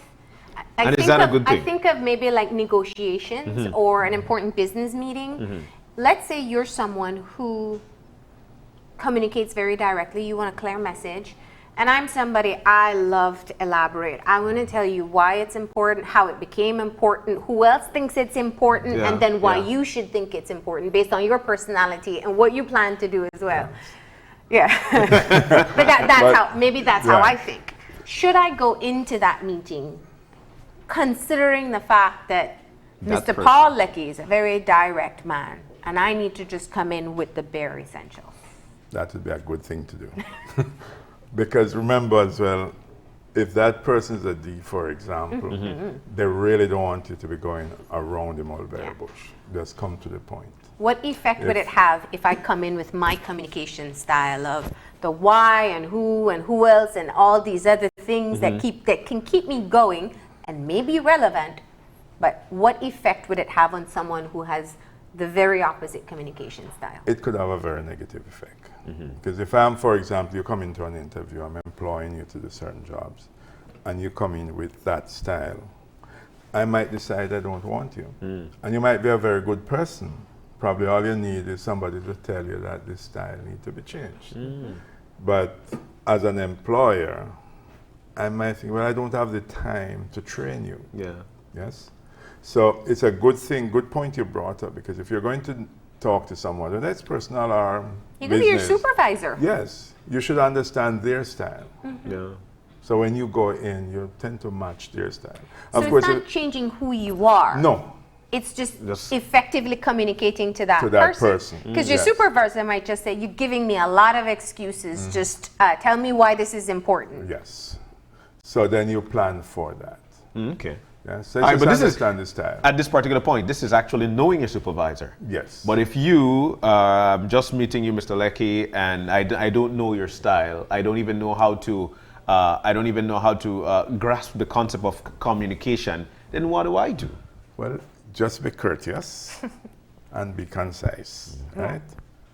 Brevity is important. So when I come here, I'm going to present myself clearly. Right? Be very precise with what I have in mind. At the same time, be courteous. So I'm watching the tone of my voice as well. Yes. So it's not just, well, I need to understand your style at that point. When we discuss a little further, then I'll understand more. But you cannot go wrong by being precise and be courteous. Yeah. Looking the person in the eye. And if you're reading the body language, you know, and I think most all of us can read some body language somewhat. So when you start to speak with the person, Yeah. you can actually see their body language, how they are receiving it, Yeah. right? This has just been great information. I know. And there's a lot that I think people can learn from what we've discussed. If you were to, in your experience, and you talk with many different people, train many different people, what perhaps is the one mistake you see the most often that you would leave for our viewers and say, work on this, and you'll be better off than you were 5 minutes ago? Oh, wow. That's it. I know. But I'm sure culturally there's some things Yes. that just you keep on seeing consistently. One of the things I keep seeing is cannot remember, there's a crutch word that we use which suggests that we are seeking for confirmation. Like? I'm trying to remember the word, which is no. No. Oh. No. You present, I would like for you to move this phone. No. And most time it's a habit. I don't think the people really realize that they're using it. However, it come across of being not sure of yourself. So you're seeking some confirmation, validation. So the word no. Yeah, Yeah, you said it just now when I heard it. Like I never paid attention to that. yes. So it's watch out for So the we should crutch probably word. close off here, no? Oh. Yes. Okay. I got it.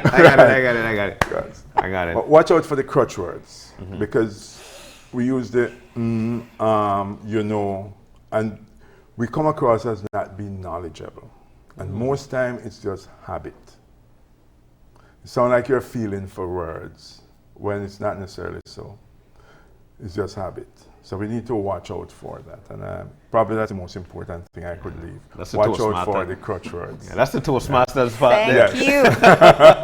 And with that, we will close off this segment. And we do appreciate all the valuable information that you provided to us this morning. We can all benefit from becoming better communicators. Thank you. Thank you very much. It's a pleasure being here. We're going to go ahead and take a break, and our foodie tour continues. This time, it's taking us to Dangriga, where we have Yokha Resort, and they're in studio, Smell it? ready to cook up something delicious. So please stay tuned.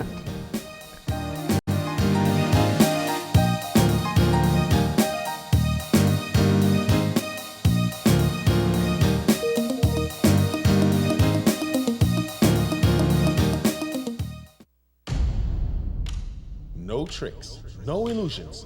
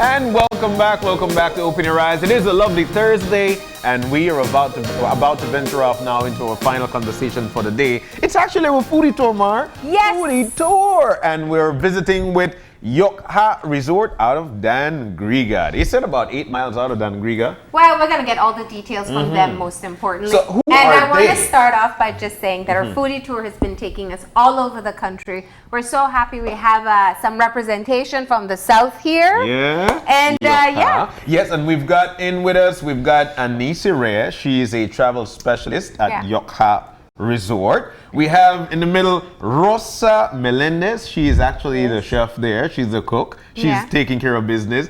And of course, we've got the proprietor of the business of Yokha, which is none other than Abigail Pascasio. Guys, good morning. Good morning. Good morning. And welcome. Thank you. And Happy New Year. Thank you. Same to you. So let's get on into it. Abigail, we'll start with you. Yokha out of Dangriga, 8 miles east of Dangriga. Yes, sir. Wow. Tell us about your business. Okay, we're located 8 miles, like what you mentioned just now. It's just about 20 minutes ride away from town. Direct east. Direct east. Okay, so it's an island. It's an island. Ah. We have a restaurant on island, and we have some cabanas as well. Cool. So feel free, you can stop by. We are located from the island. We are located a little bit away from the island, where we can do a whole lot of different stuff. Okay. You cannot just go to the island and think you cannot do so much, you know. Yeah. So we have there, we have people from different parts of the world that would come and visit us because they look for, snorkeling. We have the best areas for snorkeling, diving as well. So that's what we offer there. Cool. Sounds good. It looks beautiful. We're seeing some of the images of the rooms there. So even if you want to dive or do some snorkeling, it's great. But if you just want to relax You can and just relax as wake well. up with the Yes. sea in front of you, that's the perfect place to go. You have direct shuttles. Is that Yes, like we every day, do. only time you get guests? Yes, we do. We have our own boats, so we can pick up our guests. Well, actually, the tour would start from picking up them from airstrip, and then that's just like 2 minutes away from the office, where we check in. That's where Anisi would do that. Okay. And we have a boat and our captains ready to take them out Excellent. on an adventure. One of the things right now with having an island or having a resort on an island, you normally get locals just wanting to go out for the day. Is this possible? Yes, we do. We have actually for this holiday, we've had a few locals. They can either spend the day or have an overnight. Nice. That's it. Yes. Yeah. I was gonna say, how are we doing in terms of people from the area taking a weekend out on the island? We have a lot of locals who go out to the island. So they just go out, swim around, and have a drink at the bar and relax. Ooh, you catch me when you say bar. And then again, you've got good food. Yes. Wow. So, talk to Ms. Melendez. How are things with you? We try to cook like most Belizean food. And today I will try to my two best. Your two favorites, right? Two favorites. This is when they go and they order it the first time, they want it the next day again, right? We are trying to do the shrimp tacos and the hot plate nachos. Plate nachos and shrimp tacos. Well, let's dive into it. Tacos and nachos. You can't go wrong with these. And if you're going to put your special spin, I'm excited to see what we're going to make. Okay. All right. So jump on into it. So you get started and we'll keep on chatting. So what do we start with?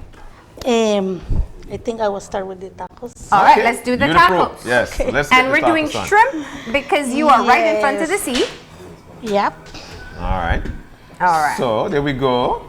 Nice, good skillet. You got that one skillet, right? That's what we call it, you know. Yes. Skillet. Yes. Yeah, you could just put that there for the time being. Yes. All So right. in the meantime, Abigail, can you tell us while we get the tacos prep, can you tell us a bit about, you are the owner of the resort, about the concept that went into creating the space and what you wanted people to experience? Well, the name of the island is Yokha, meaning waterfoot. Yeah. So from entering that on the island, you know, you get a Mayan experience. Okay. So from entering, even just the colors of the buildings, they're bright. Wow. You know, blends in well with the water and everything. But you know, just from entering in the dining area, you'll see Mayan pictures and all that. But reaching there, we want to get all our guests an experience of what Belize is. So that may be especially from the food. Yeah. So we may offer different types of food. It goes from tacos. I guess everybody would think that tacos is a little branch from Mexican. Yeah. But they would be on the island and they get to eat, you know, seafood as well. So they get a variety of seafood. Yeah. And we make sure we get in all of the different cultures and they get a taste of everything that Belize has to offer. Lovely. How long has this resort been in existence? I mean, For this April, it started from 2013, so we're going into 7 years already. wow. Wow. So we're going there. We're going and strong. how, Yes. I mean, how's business been going? Is it? Well, we've been having, from November, December, business has been getting better. Okay. From Okay. then, you know, but you know, I think things is picking up again Yeah. in January. Okay. There's a little change again, so Okay. we're doing fine. So I should what say. made you want to venture off into this business? I mean, you're the owner, and so you know, you just have this resort out on an island. Everybody loved the island. So what got you into it? Well, you know, from I got married to my husband, we're always on the waters. So like Easter would come, you know, normal Belizeans would look for a beach. Yeah. Well, we would look for somewhere out, some resort or some island that we Yeah. can go and have somewhere to spend a night and fish all day. So that was something within us, you know. So we just kept on doing that, and while having all that in mind, having our own piece of island, you know, we didn't do anything with it. So my husband came up with that idea, well, we could make money and still have fun. Yeah. I love that. We can keep on fishing. And that's what he loves. Yeah. Rosa, I don't want you afraid with the shrimp, you know. You just put on and you start there thing, you're not afraid. Yes. Because, and then I want to also get to Anisi. Now you're the travel specialist. How have things been like for you? And what are people asking? Yeah, you know, a shrimp like fight. So tell us about the venture there. Okay, so most people ask what we have to offer. So they would say, oh, it's a small private island.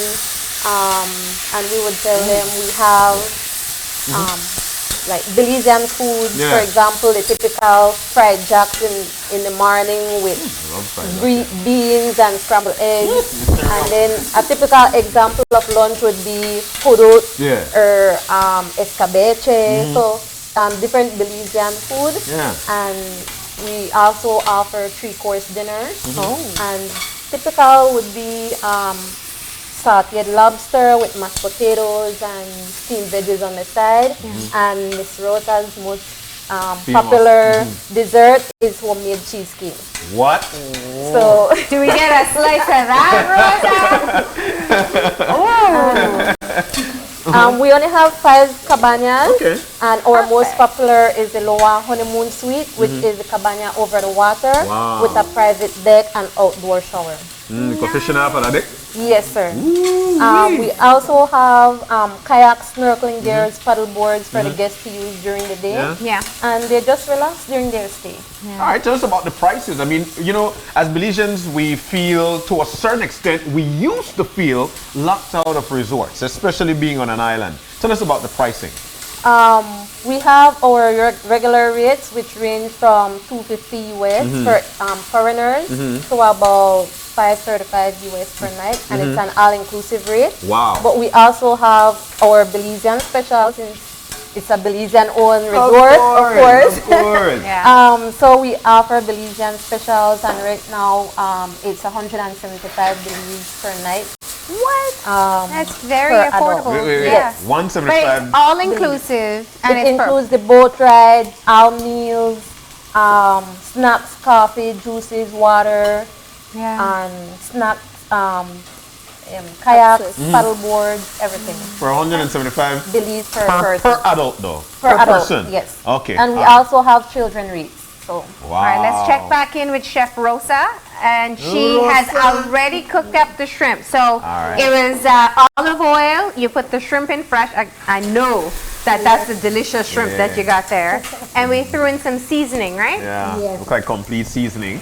Completed. Yeah. And the garlic powder and some black pepper. All right, that's her secret mix. Yeah, You thought it was that's her secret mix there. All right, Yes. with extra virgin. So we cooked Yes. the shrimp.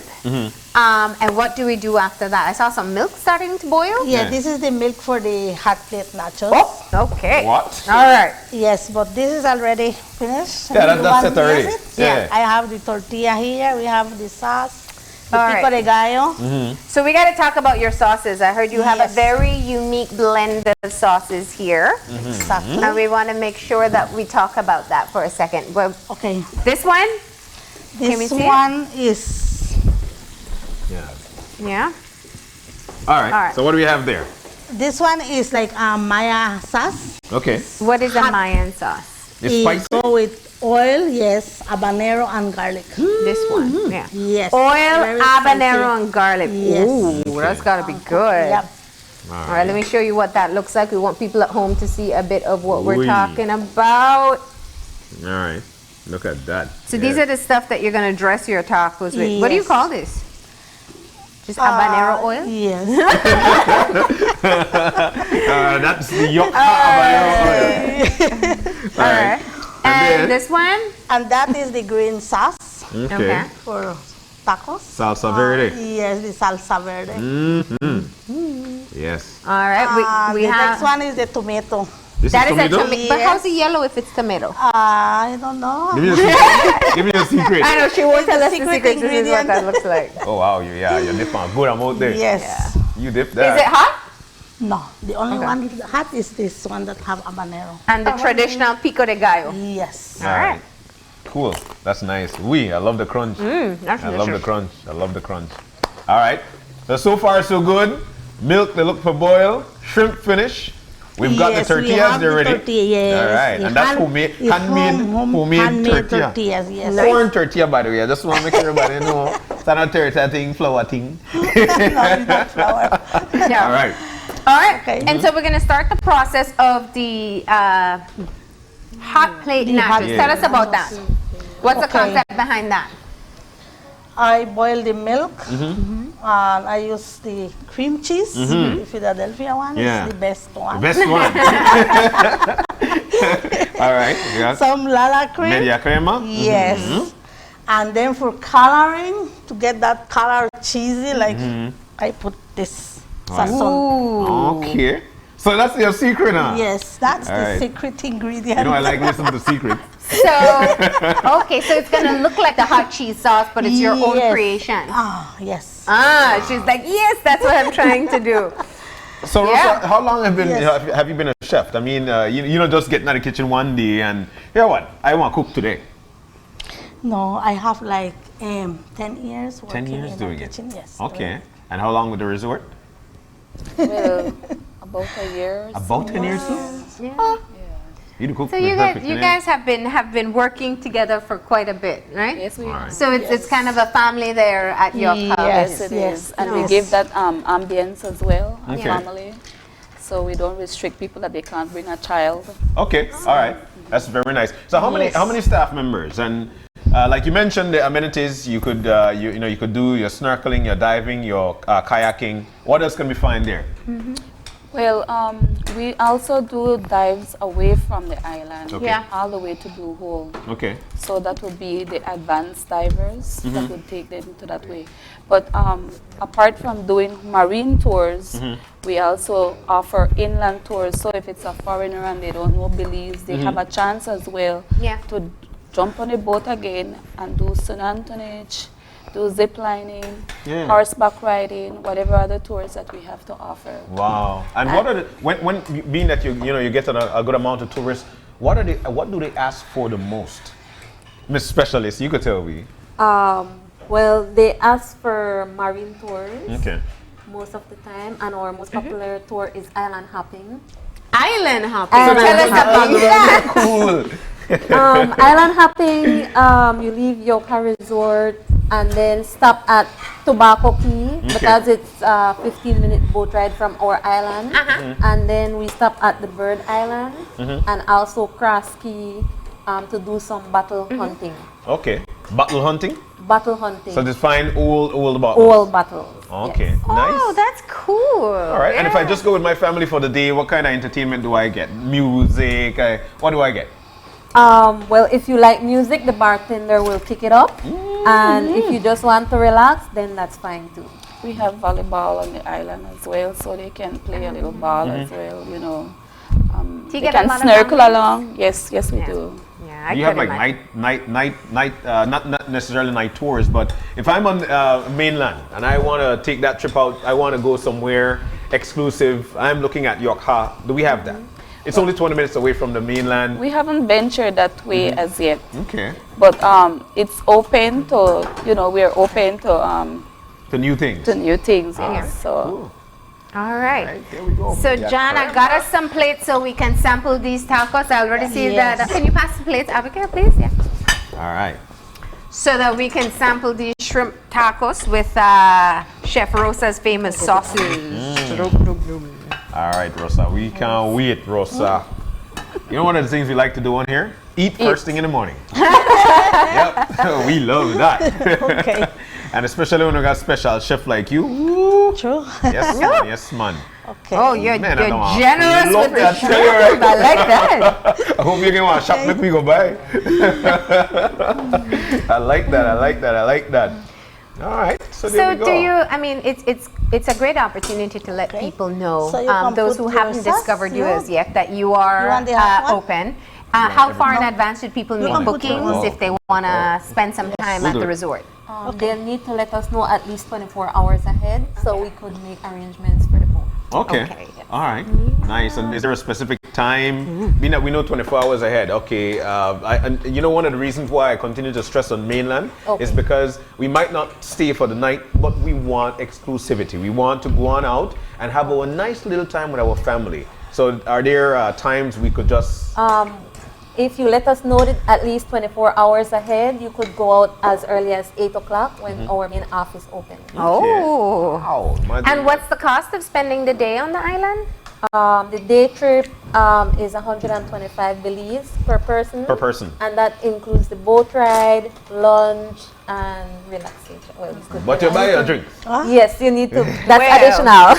I was going to say that would have been a risky business. I still like it. I still like it. So 100 and how much? 125 Belize. 125. You go on out there. You get food. You know you're set with food. Yes, All right. But you get your drinks. You buy your drink. you buy your drink. All right. Cool. Another good activities. adventure that locals enjoy doing when they go to Yoka too, they can do different types of fishing. Okay. So we've had locals, like really locals from Dangriga, they would go out and spend the day, the whole day of fishing experience. That may be drop fishing, trolling, whatever type of fishing we have. And I could bring back my fish. So I And you could can do a take back the fishing fish. tour. Yes, yes, we do. All right. That pico de gallo. There you go. That is the shrimp tacos a la. Well, you got to fix yours up I where know, you like I got it, this. right? I got this. Yeah. And I'm going to go in for that sample. What's your most famous sauce? My one is the tomato one. The tomato sauce? Yes, that's All right. very That's your so favorite? good. Yes. Ah, put on move. Put on. That is delicious. All right. Then I'm going to my salsa verde. All right.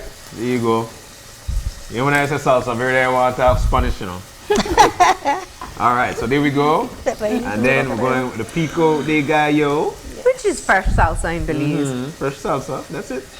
So your cheese looks ready there. That was milk Yes. crema and Philadelphia cream cheese. Yes, and the coloring. And the seasoning coloring. Yes, that's it. You see, it Yeah. looks And we like put some cheese. meat there to cook. Yes, this is a hanger steak. We do The hot plate. the hot plate nachos. All right. Yes. This You is know what? season it with garlic, olive oil, and some season too. Secret ingredients. Yoka secret ingredients. Your secret ingredient. I love how she said that, right? It's delicious. The shrimp tacos, you I know this? understand why people want it See? more and more. Do you need this? No. Oh. No, right now. That's why you want to know a secret? Yes.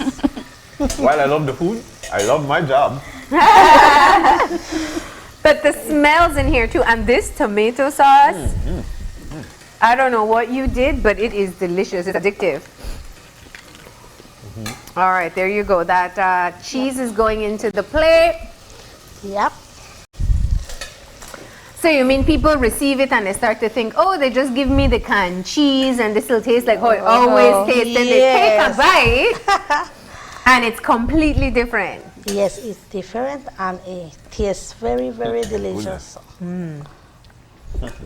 I want more tacos, but then I want more hot plate, and then I don't know what I'm gonna eat, and it's just breakfast. Okay. So tell us the sites. Let's know exactly where we could go so we could continue to view the island. And how do we do booking?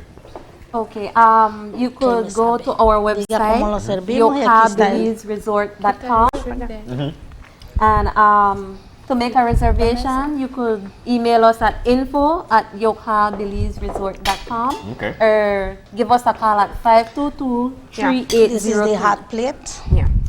Okay. And where is the office located? If I am in Tangriga, sorry if you said it. Okay, it's located on number 1211 North Riverside Street. It's near the bridge on Ecumenical Drive.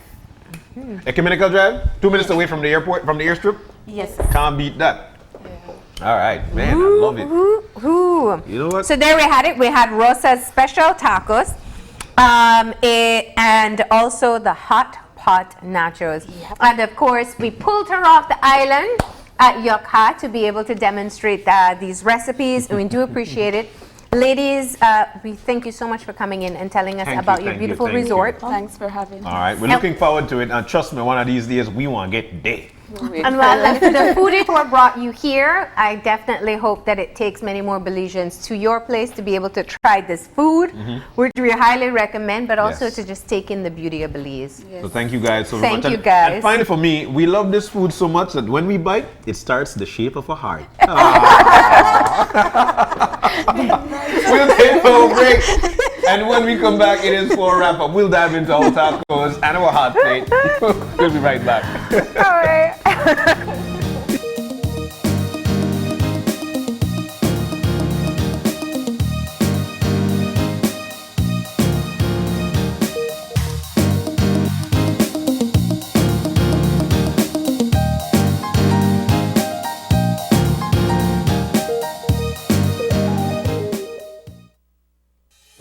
With over 100 years of service excellence in Belize,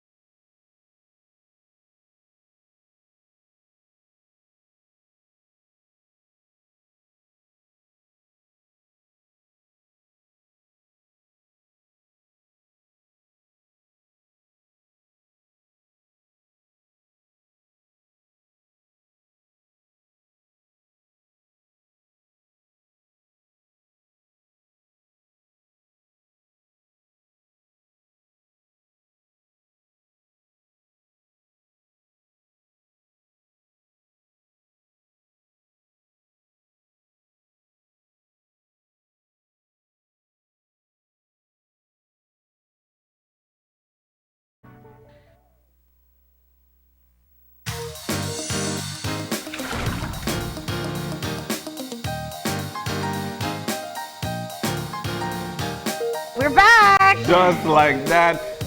Tell you what, with everything that's going on here, it's hard for us to talk to you because this is good. But we're so thankful that we had you in the we're so thankful that we had you this morning. We start things off this morning with a wonderful conversation with the BTIA as they'll be rolling out with Destination Belize, the big launch coming up all the way up until October. That's right. So do remember, if you want to contribute to the article or if you want to advertise, whether in a magazine, also on their online platforms, you can contact the BTIA to get on board. We also want to say thank you to Mr. Leckie for stopping in from the Institute of Professional Development. So many important tips learned in just about a half an hour segment. Yes. But he's really good at what he does, and I think just some of the starting points that he delivered to us, which is being able to recognize your own style, recognizing which style works best for the scenarios that you're going into, and becoming, all of us, better listeners. Definitely. And we also want to say a big thank you to the staff of Yokha, and we continue our foodie tour for this week. And Chef they, Rosa, oh my man. God, Rosa, I even sing for you. That was an excellent time. We had a wonderful shrimp tacos. We have our hot plate right here in front of us as well, so we're about to dive into that. They're only 8 miles off the coast of Dangriga, east off the coast of Dangriga. You could go on out there, venture off. They've got a wonderful Belizean rate going on, and it's inclusive. It's an all-inclusive It's all-inclusive, package, meaning that once you make your payment, you get your food, you buy your drinks though, you get to have a good time, snorkel, dive. Yeah. Wow, what a thing. Thank you guys. Find them online. For coming in this morning. We always encourage you to make use of the opportunities of the different destinations that we do have in Belize. Be your own explorer, travel around, and contact them, and be sure to ask about Belizean rates. Definitely. So we no longer can say, you know what, these resorts are not catering for us. They are. They're trying their very, very best. But speaking of trying, you've got. And that is, of course, another edition for us with the foodie tour. And it has been quite enjoyable. You keep on saying, John, how are we going to outdo it each time? I don't know. We'll see what the producer has cooked up next. But it definitely has been enjoyable. Right? Yeah, definitely. So while we continue to enjoy, you make sure that you enjoy your day. If you've got any questions, any concerns, drop us a line at oye@channel5belize.com. You can also drop me a line at marlene_oye@channel5belize.com. Find us on Facebook at Open Your Eyes BZ and on Instagram at OYE Belize. And remember to tune in tomorrow morning at 6:30 when you open your eyes. To start your morning right. As per usual, keep your eyes, your minds, and your hearts open. We'll see you soon. Enjoy your day, Belize. Woo.